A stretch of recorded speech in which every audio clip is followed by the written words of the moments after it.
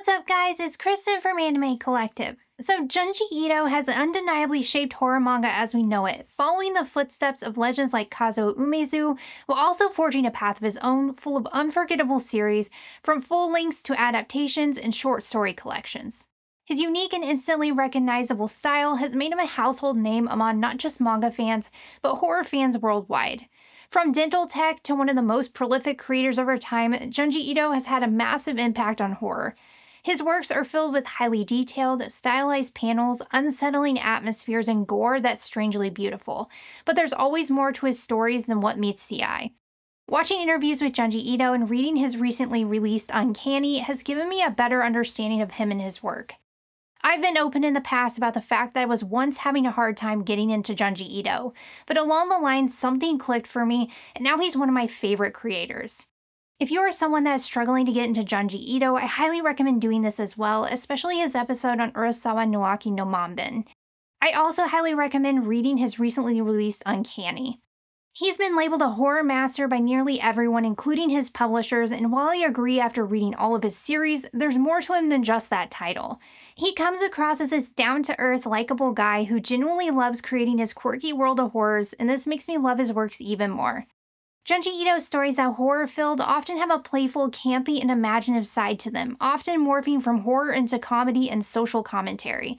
In an interview with Naoki Urasawa, Ito admitted that perhaps he's never really grown up, and you can feel that endless, childlike sense of wonder, albeit a twisted one in his storytelling.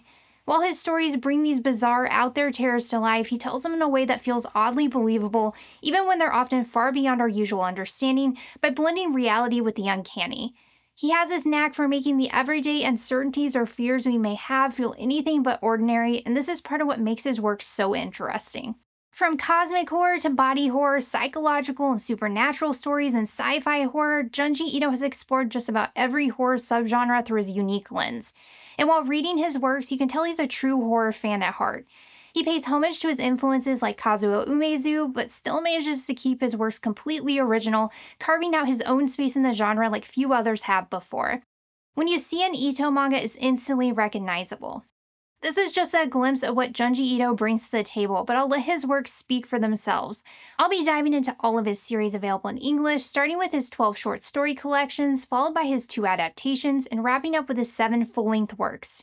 I'll also be sharing my personal favorites and best starting points for newcomers along the way, so stay tuned. So first off, Junji Ito is known for his short story collections, with 12 released in English and more sure to be on the way. Junji Ito has said in interviews that he likes doing short stories because they lend themselves really well to horror, but also because it allows him to get his ideas out in a concise way. Since there are so many collections, it can be hard to know where to start, and collecting them all can get pricey. With that in mind, I'll let you know which ones I recommend getting into most. Soichi is a collection of 10 short stories all about Junji Ito's well-known and twisted prankster Soichi. While he shows up in a few new stories and smashed as an older version of himself, this collection is about Soichi's origins. It covers his times as a kid and teenager, showing the early days and his antics at his childhood home. Included are stories where he's tormenting his siblings and cousins when they visit from Tokyo, messing with his classmates, and even working with his teacher, who tries to help him and sees himself within Soichi as a once troubled kid. One of my favorite stories involves Soichi and his older brother, who's trying to study for exams but can't because Soichi is driving him nuts with constant noise. Instead of just dealing with the problem head-on, their dad decides to hire a construction company to soundproof the room. Of course, though, things go sideways as Soichi takes this chance to prank his brother in a truly over-the-top way. Soichi's pranks are always elaborate and just twisted enough to still be hilarious, so it's an entertaining read. His family just brushes off his actions like he's some rebellious odd kid who, only puts nails in their mouth and shoots them out at people, talks to dolls, refers to himself as Lord Me, and curses anyone who ignores or makes fun of him, to name a few. They spoil him, which only adds to the humor, but also adds this layer of concern, as you, the reader, know just how dangerous Soichi could later become if someone doesn't step in. There's actually a layer of seriousness to Soichi when you think about it. Even though it's all written in good fun, if you're someone who has ever felt out of place like me, you might find Soichi relatable at times. He's definitely an extreme version of the black sheep in a family or the misfit in the class, but there's something about him that can hit close to home, even though he takes it to a whole other level. Soichi is a messed up prankster and misfit who is in love with everything dark, but there's something about him that's fun to watch. If you're a fan of Soichi, this collection is a must read. But if you're not really a fan of him, you might want to skip this one since it's all about him. Some may find him annoying, but I enjoy watching his twisted little pranks play out. Whether or not you pick up this collection, though, will really depend on how you feel about Soichi as a character. If you ask me on any given day what my favorite Junji Ito collection is, one day I'd say Shiver and the other I'd say Smashed. Smashed is full of stories I love because they're either twisted or wacky in the best way possible. It has this perfect balance between serious and comedic stories, which Junji Ito is so well known for. This collection has 13 short stories: Blood-Sucking Darkness, Ghost of Primetime, Roar, Earthbound, Death Row Doorbell, The Mystery of the Haunted House, The Mystery of the Haunted House Soichi's version, Soichi's Beloved Pet, In Mirror Valley, I Don't Want to Be a Ghost, Library Vision, Splendid Shadow Song, and Smashed. My favorite story on this one has to be Earthbound. It's about people who mysteriously become tied to certain locations, and the twist in this one is perfect. Probably my favorite twist in any of his short stories. I also really love Death Row Doorbell, which explores the concept of forgiveness and grudges in a really interesting way. It's about a family who was terrorized by a gang, resulting in the death of 2 family members, and it dives into how they cope with that trauma. Then there's The Mystery of the Haunted House, The Mystery of the Haunted House Soichi's version, and Soichi's Beloved Pet, which all involve Soichi, one of Junji Ito's fan favorites. In these stories, Soichi is older and runs a haunted house that moves from town to town. We get 2 versions of the story, one from a third-person perspective and another from Soichi's, plus a story about Soichi and his family's pet cat. There's one panel in Soichi's Beloved Pet that's one of my favorites. Soichi's stories are a bit silly at times, but I enjoy this about them. In Mirror Valley is another good one. It's about 2 groups in a village that begin to hate each other and start putting up mirrors that reflect the other group's faces back at them. I Don't Want to Be a Ghost was also interesting. It's about a girl found with blood on her face by a guy driving near the woods. He thinks she's a ghost, but when he takes her to the hospital, she seems normal until things take a dark turn later when they start seeing each other. The last 3 stories, Library Vision, Splendid Shadow Song, and Smashed, are some of my favorites in the collection. Library Vision explores obsession to the point of madness, focusing on a character who constantly checks his mother's library, terrified that a book might go missing. It's a bit more psychological, and I love the mystery behind it. Splendid Shadow Song is about a girl who can't get a song out of her head after hearing it performed by a street musician. It dives into how noise can affect our well-being and is one I really enjoyed. Finally, Smash is about a guy who brings home nectar from South America that tastes better than anything he's ever had. He shares it with a friend, but the locals gave him one warning: don't be seen while enjoying it. The consequences are grim if you are. Later on in Uncanny, I learned that Junji Ito actually got this idea from mosquitoes, which makes this one even more interesting. The final panel of the story is good, and the build-up is great too.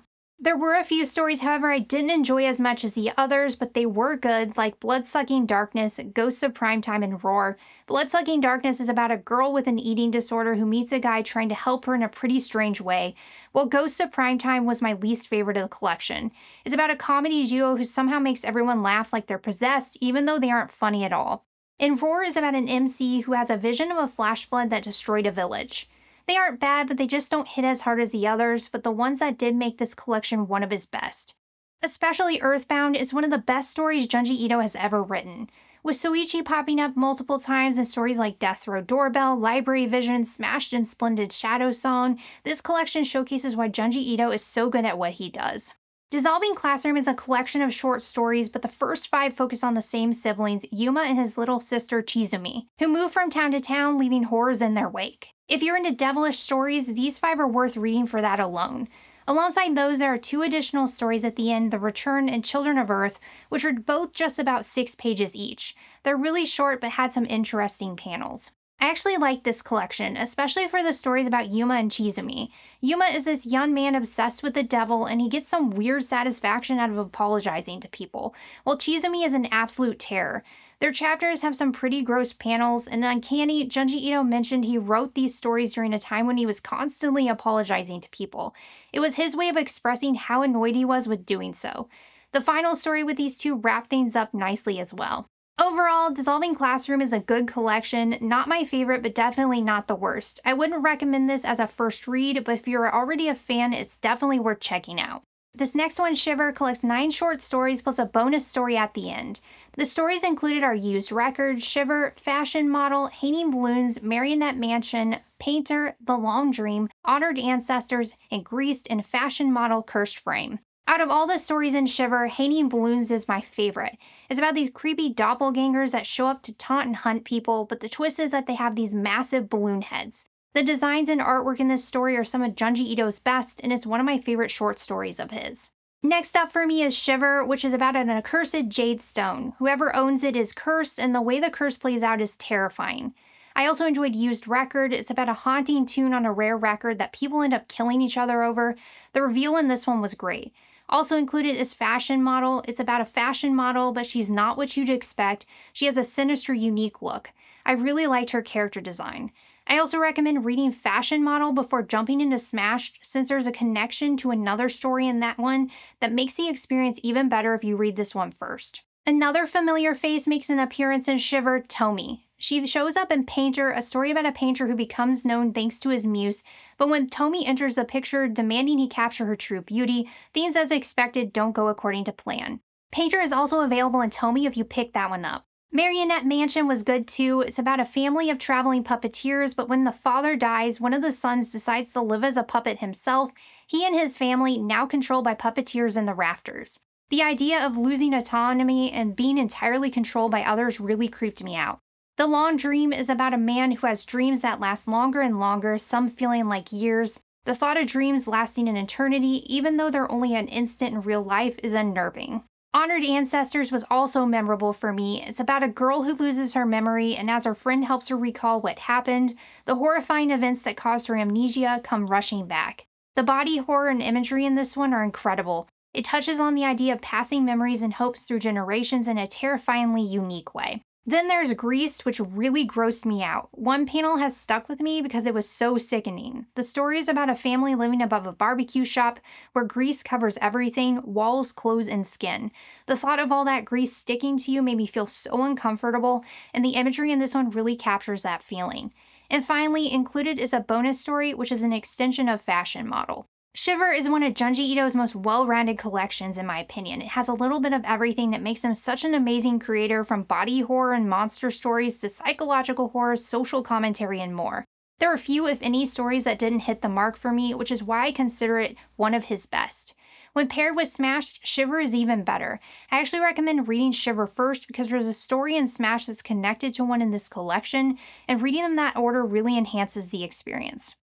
Venus in the Blind Spot collects 10 short stories, including 2 adaptations of Edogawa Rampo's works, The Human Chair and An Unearthly Love, as well as originals like Billions Alone, Venus in the Blind Spot, The Licking Woman, Master Umezu and Me, How Love Came to Professor Kurita, The Enigma at Amigara Fault, The Sad Tale of the Principal Post, and Keepsake. The highlights for me were definitely Billions Alone, which is an eerie story about people being found sewn together into horrifying clusters of sorts. I loved how it explored loneliness and the need for human connection, but made the idea of connection feel more terrifying. The Human Chair also was a highlight for me because it will make you think twice before sitting in a chair again. It captures the paranoia of the main character perfectly. Venus in the Blind Spot was another favorite. It's about a UFO research group whose members all mysteriously lose the ability to see the girl at the helm of it all. There's a twist, of course, and it's one that delivers.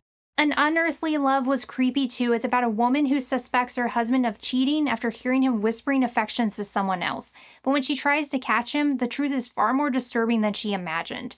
Then there's The Enigma of Amigara Fault. Man, this one really got to me. The human-shaped holes in the fault line are weird enough, but watching people crawl into them, it's really unsettling, especially if you're claustrophobic.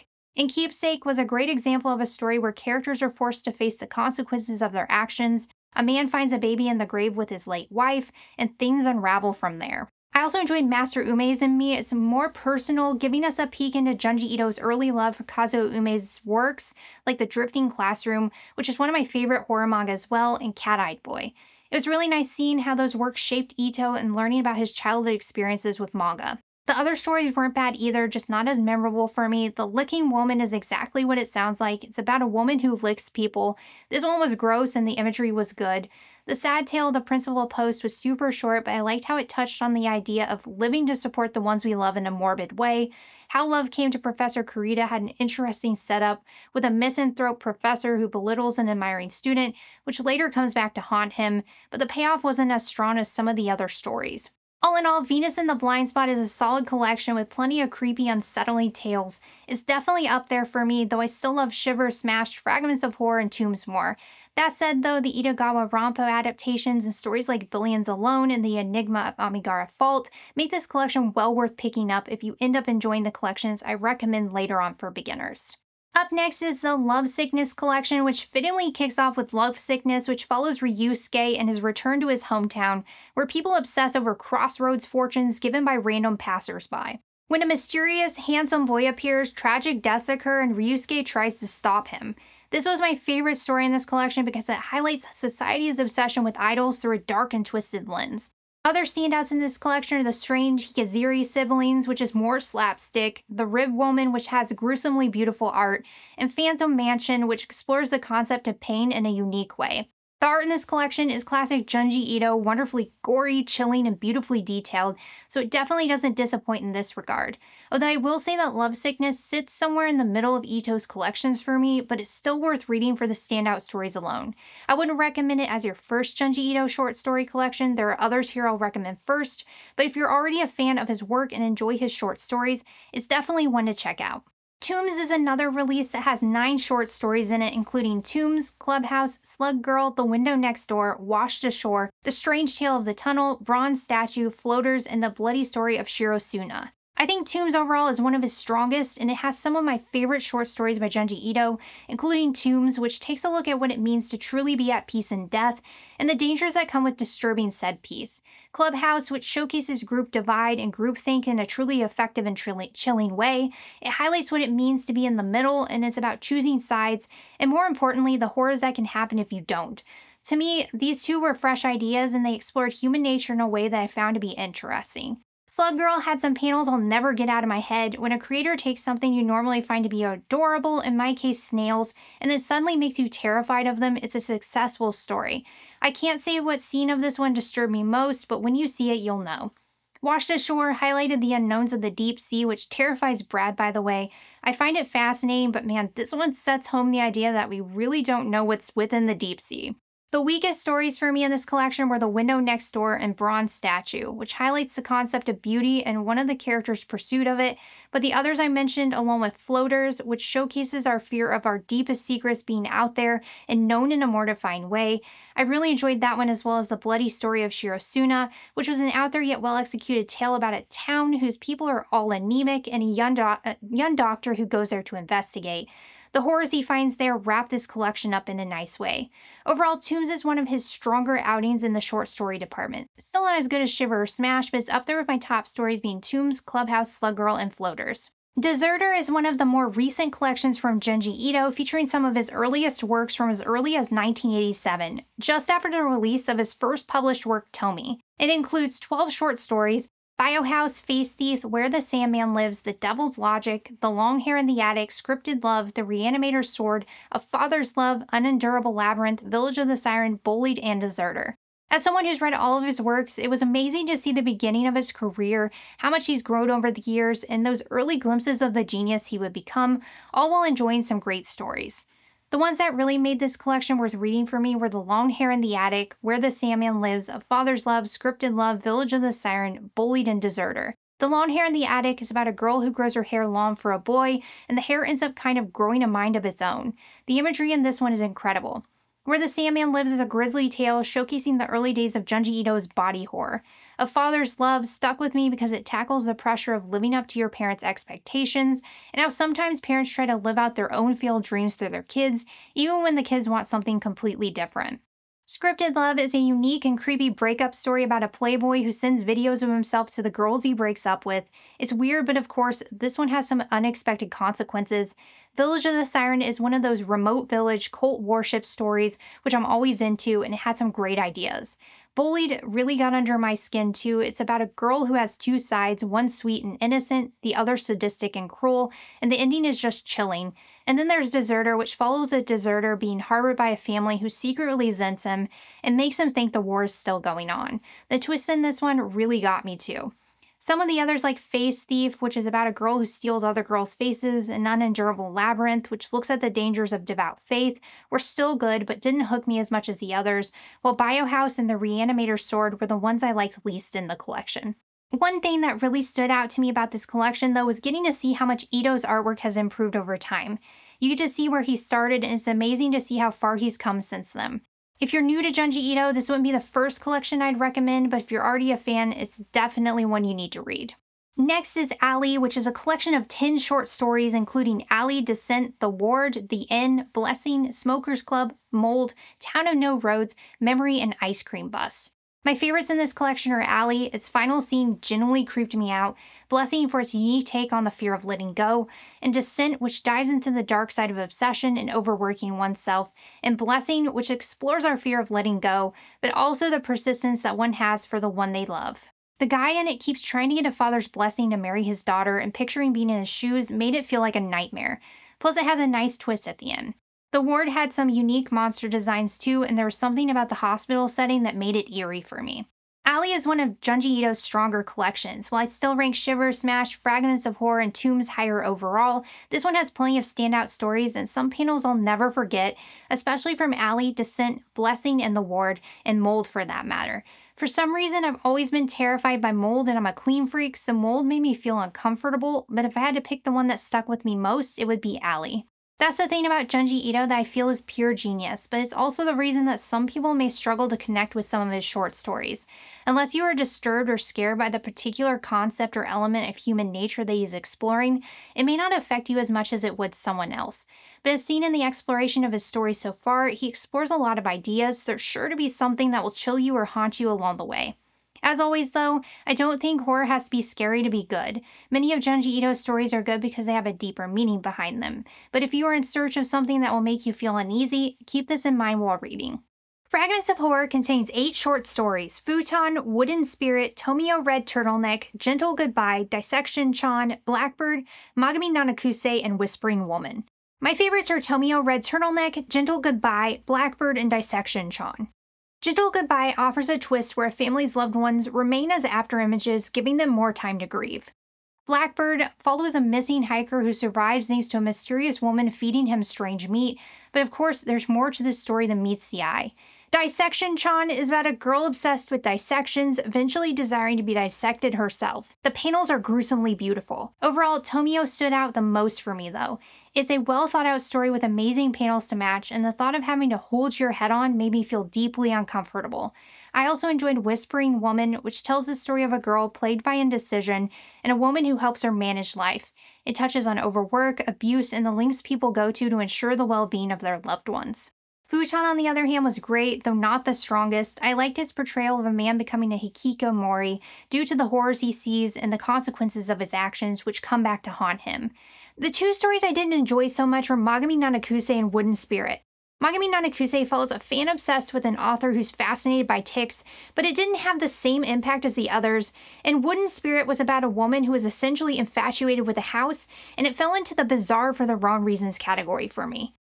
Overall, though, Fragments of Horror is one of Junji Ito's best collections, especially with stories like Tomie, Dissection Chan, and Gentle Goodbye. The Liminal Zone is a collection of short stories that Junji Ito wrote during the pandemic, so it's one of his latest to release, but they are inspired by old ideas he's collected in a notebook over the years. He also didn't have a page limit for these short stories given that they were written for an app instead of a magazine. Included in this short story collection are 4 new stories: Weeping Woman Way, which follows a girl and her significant other as they try to understand why she can't stop crying, Madonna, The Spirit Flow of Oakigahara, and Slumber, so it's a shorter one, but with Liminal Zone Part 2 on the way next year, we have a lot more to get into. Personally, this isn't one I'd recommend to newcomers because I found it to be one of his weaker short story collections overall. Weeping Woman Way was the strongest one in this collection, and I felt this one alone made it worth the read if you were already a fan of his works. I like Slumber too because it explores the fear that we don't truly know what happens when we are asleep, and the guy's life becomes a waking nightmare. Sleep is meant to be relaxing, but as Junji Ito says in the afterword, reality always sets back in when we wake up. The other two, Madonna, which feels a lot like a witch story or a convent slash religious type horrors like Immaculate, The First Omen, or The Nun, and the Spirit Flow of Wakigahara were a bit wacky, particularly the Spirit Flow. I love Junji Ito's works because they're many times out there and quirky in the best way possible, but perhaps this one was a bit too wacky for me. Streamlined humans taking spirit baths, that's all I'll say. All in all, if you're a newcomer, I'd recommend others like Shiver to get started, but if you're a fan of his already, it's one you'll want to check out for Weeping Woman Way alone. Frankenstein primarily adapts Mary Shelley's Frankenstein, but it also features 10 other short stories. Next Spectre, Bog of the Living Spirits, Pen Pal Intruder, The Strange Tale of Oshikiri, The Strange Tale of Oshikiri, The Walls, The Hell of the Doll Funeral, Face Firmly in Place, Boss Non-Non, and Hide and Seek with Boss Non-Non. Frankenstein itself takes up 186 pages of this collection. The main attraction in this one, of course, is Frankenstein, which stays pretty faithful to the events of the original, aside from one change he made involving the bride, which I won't spoil. While I enjoyed seeing Junji Ito bring it to life with his beautiful artwork, I felt he could have pushed the boundaries more, especially with the gore and the events in this story. But I understand the hesitation one may have when changing the classic that is Frankenstein. Nonetheless, the art is stunning and it's interesting to experience Shelley's story through Ito's lens. Apart from Frankenstein, the standout stories for me were about a boy named Oshikiri. He appears in multiple stories and he's a cheeky character in the best way. These stories explore multiple dimensions and the horrors that unfold as a result. I also really like The Hell of the Doll Funeral, where children suffer from a phenomenon called dollification.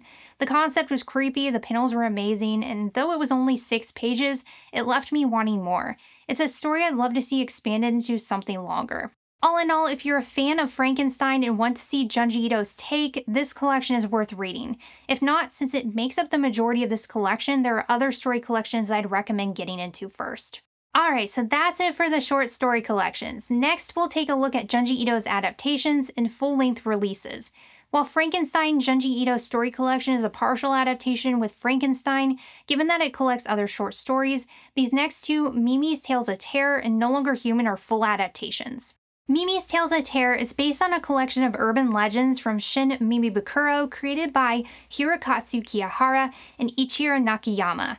I'm not familiar with the original material, but Junji Ito mentions in the afterword that he took quite a few liberties with these stories, so it might be different from the source. If you read the original, please let us know in the comments below. This collection follows a girl named Mimi and the creepy situation she is caught up in, from living in an apartment with a tall, silent woman to an apartment balcony that overlooks a cemetery where things mysteriously shift at night. There's also a beach haunted by the ghosts of drowning victims, and another story where a friend ropes her into solving the disappearance of her family in a cryptic room they find underneath their house while renovating. The strongest, however, for me were Seashore and Just the Two of Us, so the second half of this one is a lot stronger than the first. This one also comes with a bonus story monster prop that doesn't feature Mimi at the end that I enjoyed as well.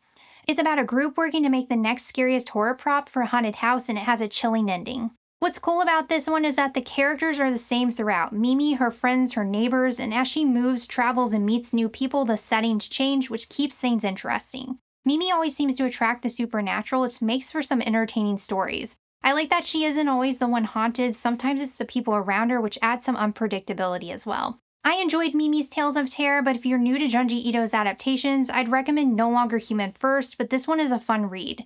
Most of these stories end with open endings with no clear resolution, which leaves you wondering what really happened. I don't mind open endings, but they have to be near perfect for me to enjoy them, like Old Boy, for example. If you're not into unresolved stories, this one might not be for you, but if you like a story that lets your imagination take over, it's a quick, interesting read. Junji Ito himself said he loved the original because it left things open for interpretation without giving hackneyed explanations about the existence of ghosts. I will have to see if there's a way I can get my hands on the original, because I have a feeling I'd appreciate this one even more if I give it a read. The final adaptation I want to get into before we talk about his full lengths is No Longer Human, which is based on a story by Osamu Dazai. In my opinion, this is hands down the best adaptation Junji Ito has done so far. Like Frankenstein, I've read the original, and it was fascinating to see how Ito put his own spin on it. As you'd expect, he leans more into horror, though No Longer Human is already terrifying from a psychological perspective. If you're looking to dive into one of his adaptations, this is the one I recommend most. It ranks high on my list of all of his releases. That said, beware before diving in, this one is explicit and mature, and it tackles some really heavy topics just like the original. It's definitely a tough read at times as a result. Personally, I've read 3 versions of this story, the original and the 2 manga adaptations, one by Junji Ito and the other by Usamaru Furuya. While they're some of my favorites, I don't have any plans to reread them anytime soon because of how they make me feel. What makes this story such a perfect fit for Ito's style is that so much of his work revolves around the fear of people. No Longer Human features an MC who's deeply afraid of others, and Ito really captures that sense of dread. But if you're looking for Ito's traditional quirky brand of horror, it's not really here, at least not in the usual sense. This one has a much more serious tone, and it's more subtle, more psychological than anything else. As for how it compares to the original, Ito kept things pretty faithful to the original, but did take some creative liberties. He expanded on certain plot points to flesh out the story more in manga form, and he added some twists at the end of chapters that weren't in the original. Personally, I really liked what he did with the story. He added more explanation, giving us deeper insight into some of Dazai's experiences and relationships, which worked well for the manga. And he pushes the imagery in a unique direction, making the MC's demons appear to him and showcasing his emotions and thoughts in chilling ways.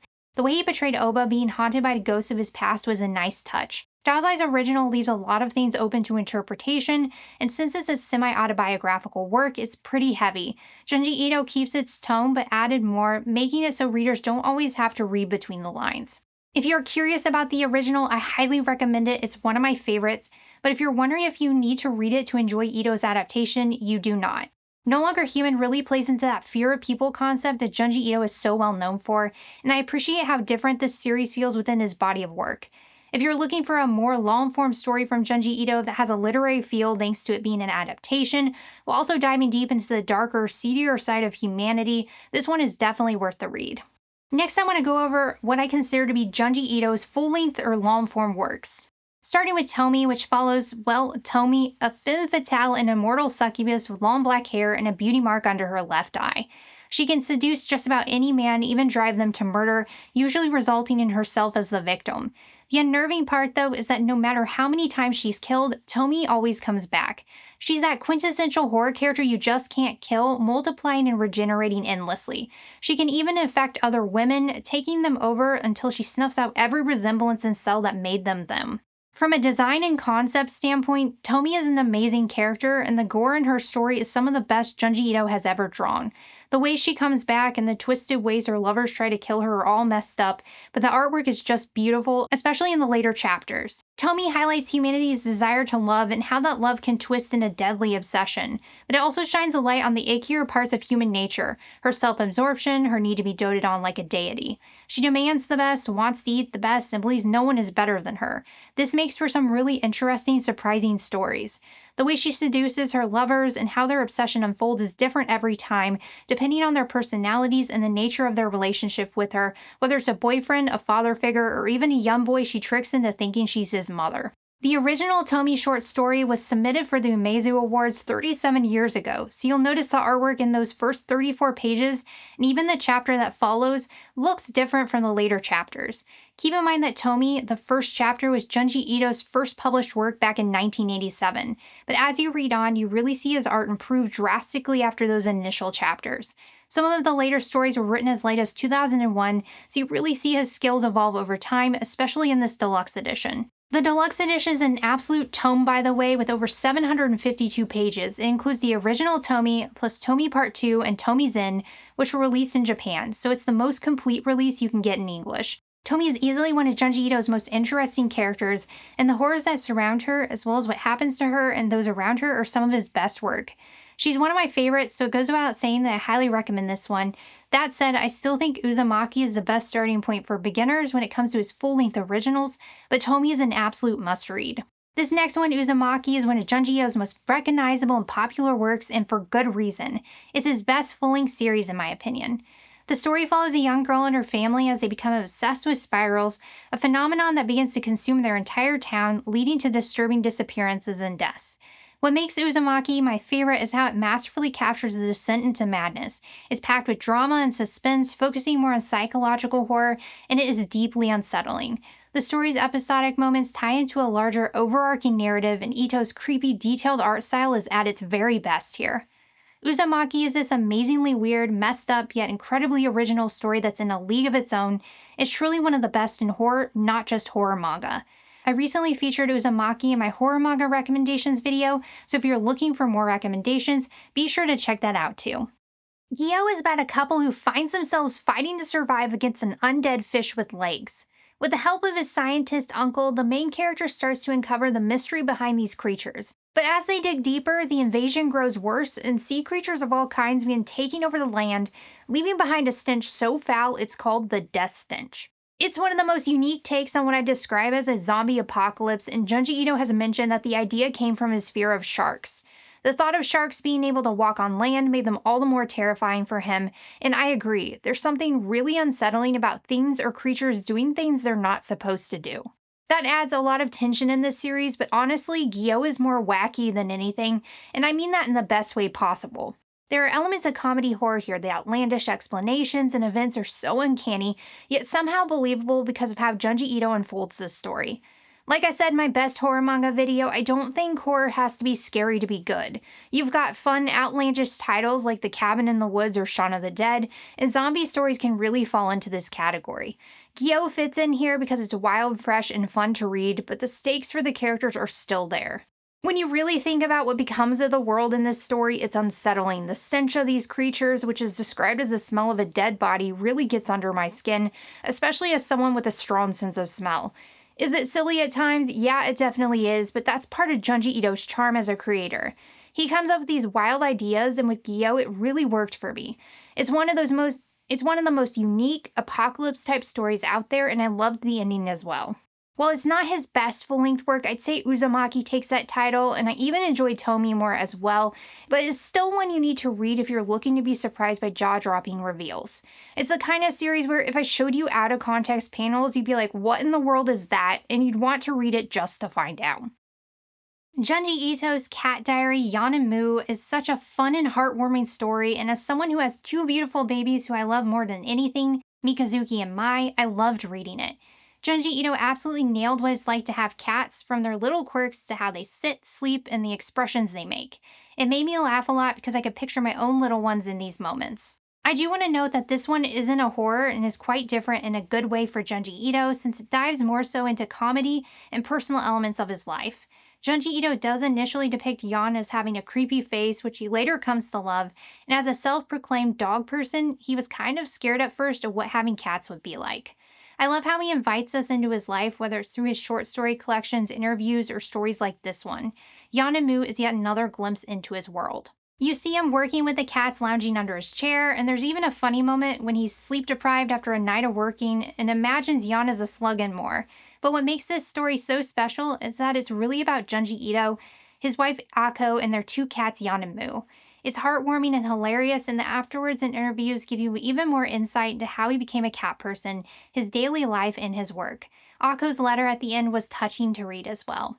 If you're an animal lover, especially if you have cats like me, this is a fun read. The photos of the real-life Yon and Moo are adorable, and the full-color pages are a nice touch.